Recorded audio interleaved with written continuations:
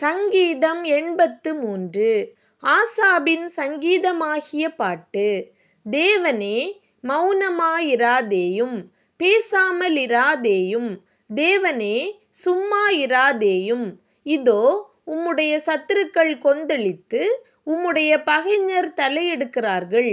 உமது ஜனத்துக்கு விரோதமாக உபாய தந்திரங்களை யோசித்து உமது மறைவில் இருக்கிறவர்களுக்கு விரோதமாக ஆலோசனை பண்ணுகிறார்கள்.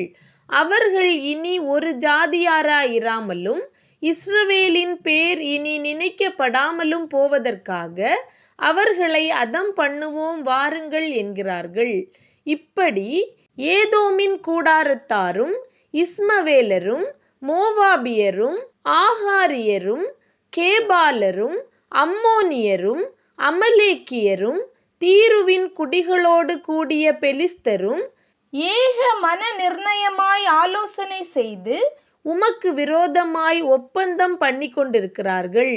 அசீரியரும் அவர்களோடே கூட கலந்து லோத்தின் புத்திரருக்கு புயபலமானார்கள்.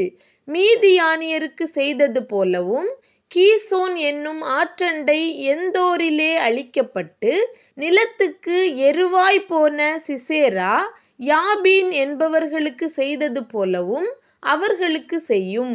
அவர்களையும் அவர்கள் அதிபதிகளையும் ஓரேபுக்கும் சேப்புக்கும் அவர்கள் பிரபுக்களையெல்லாம் சேபாவுக்கும் சல்முனாவுக்கும் சமமாக்கும்.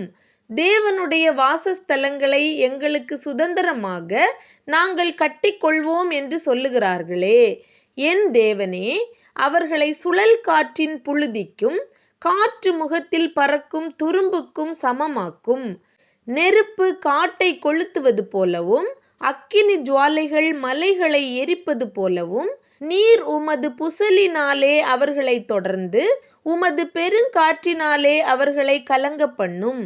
கர்த்தாவே, அவர்கள் உமது நாமத்தை தேடும்படிக்கு அவர்கள் முகங்களை அவமானத்தாலே மூடும். யெகோவா என்னும் நாமத்தை உடைய தேவரீர் ஒருவரே பூமி அனைத்தின் மேலும் உன்னதமானவர் என்று மனுஷர் உணரும்படி அவர்கள் என்றைக்கும் வெட்கி கலங்கி நாணமடைந்து அழிந்து போவார்களாக.